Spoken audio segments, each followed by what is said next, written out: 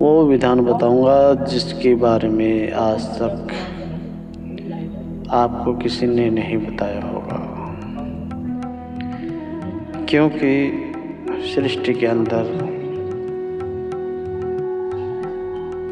जो सबसे बड़ी सेवा है वो गौ की सेवा है,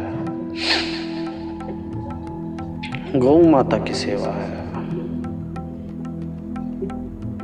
जिस इंसान ने गौ माता की सेवा कर ली, आप ये मान के चलिए उसने अपना वर्तमान जीवन भी सुखमय बना लिया है, और जो उसका आने वाला भविष्य है और जो उसके अगले पल है, अगला जीवन है, अगला जन्म है, वो भी उसने अपना सुख में बना लिया है।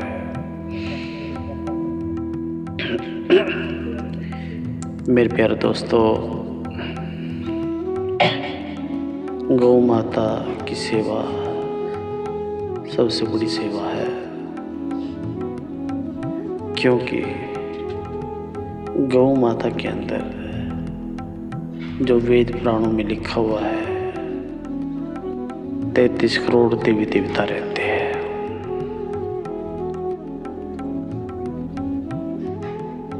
और जिसके अंदर इतने देवी देवता विराजमान हो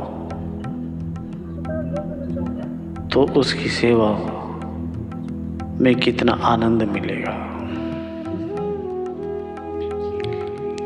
आज हमारा समाज पढ़ा लिखा समाज है। लोग कहते तो है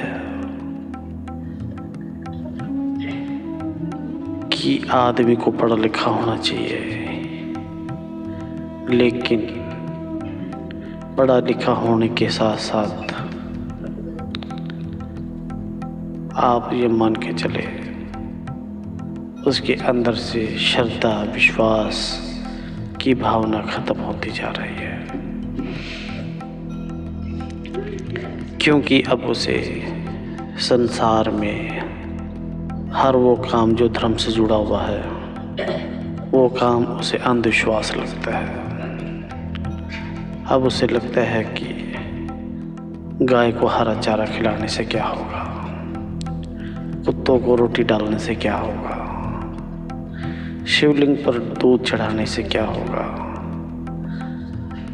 फोटो के आगे माथा टेकने से क्या होगा। लेकिन मेरे प्यारे मित्रों, ये सब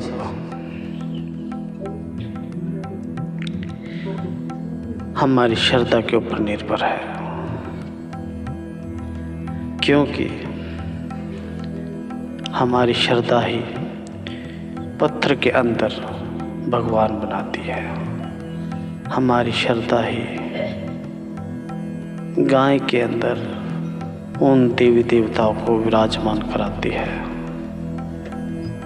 हमारी श्रद्धा ही जीवों के द्वारा उनकी आत्मा से वे दुआएं दिलवाती है, जिससे हमारा भाग्य उदय होता है। लेकिन क्या करें दोस्तों, आज हमारे धर्म के जो बड़े बड़े ठेकेदार हैं, आज वे खुद अपने धर्म से विमुख हो चुके हैं। आज हर इंसान के अंदर केवल एक दिखावा आ चुका है।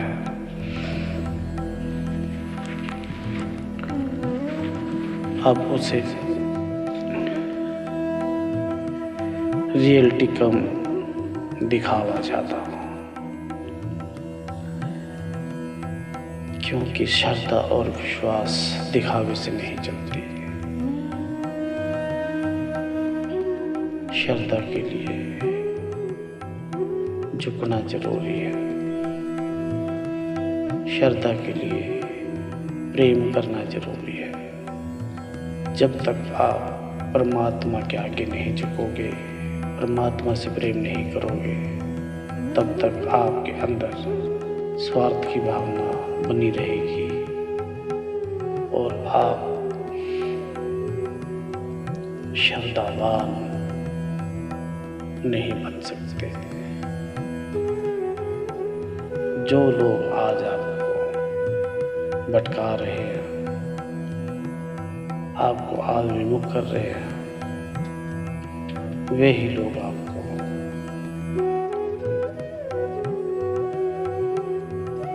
कल दूसरे धर्म के लिए मजबूर कर देंगे,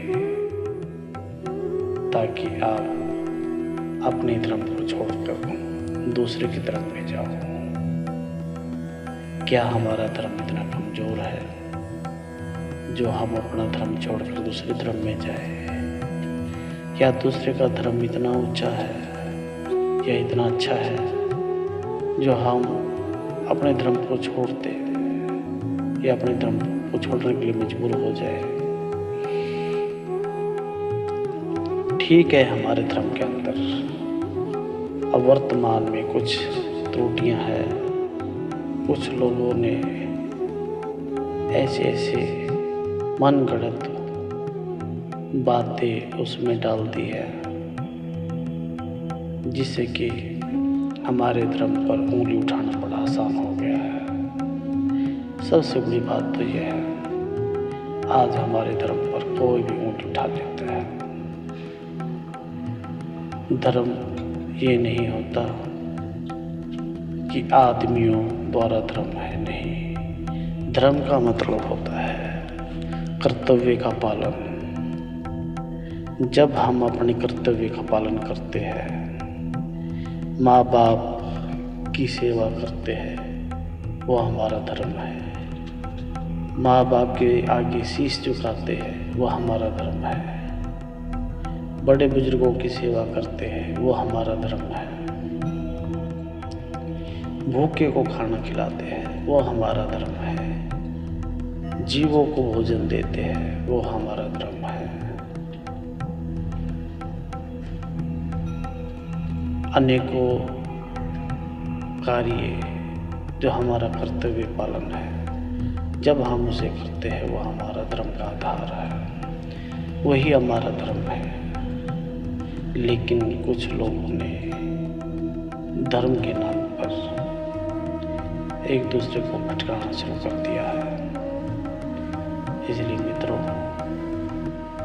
आप सबसे पहले अपनी गौ माता को बचाइए।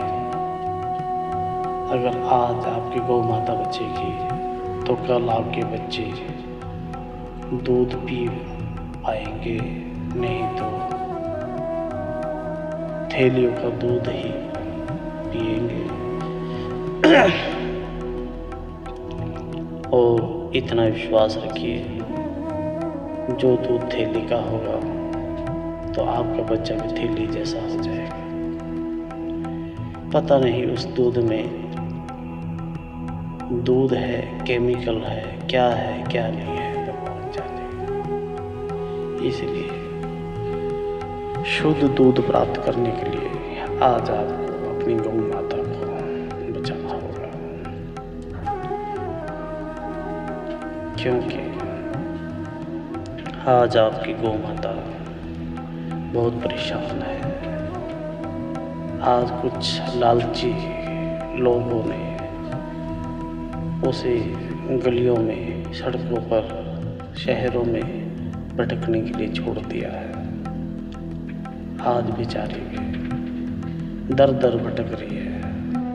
हमारे देश के अंदर इतनी गौशालाएं होने के बाद भी आज गौ माता भटक रही है। आज हमारी गौ माता को भोजन के रूप में कूड़े कबाड़े में पड़ी हुई गंदी मारी पन्नियाँ खा के गुजारा करना पड़ रहा है। आज हम उन्हें सही ढंग से चारा भी नहीं खिला सकते। आप ये मान के चलिए, जिस प्रकार घर परिवार में आपकी माता है, अगर आपकी माता को कोई दो शब्द भी अभद्र बोल दे तो आप पर सहन नहीं होगा, आप उस पर लठ लेकर चढ़ जाएंगे। लेकिन जिसे आप गौ माता मानते हैं, हृदय से, आत्मा से, लोग उसे ही लठ मार मार कर भगाते हैं, तब आपके खून में कोई उबाल नहीं आता, तब आपके मन में कुछ भी ऐसी कोई भावना नहीं जागृत होती कि हमारी माँ को कोई सता रहा है या हमारी माँ भोजन के बिना इधर उधर भटक रही है। जब तक आप गौ माता को नहीं बचाओगे तब तक आपका बचना नामुमकिन है। अगर आपको कोई बचा सकता है तो केवल गौ माता है। इसलिए दोस्तों, अपनी गौ माता को बचाइए, इकट्ठा हो जाइए। यही आपके बचने का एकमात्र उपाय है। जय श्री राम।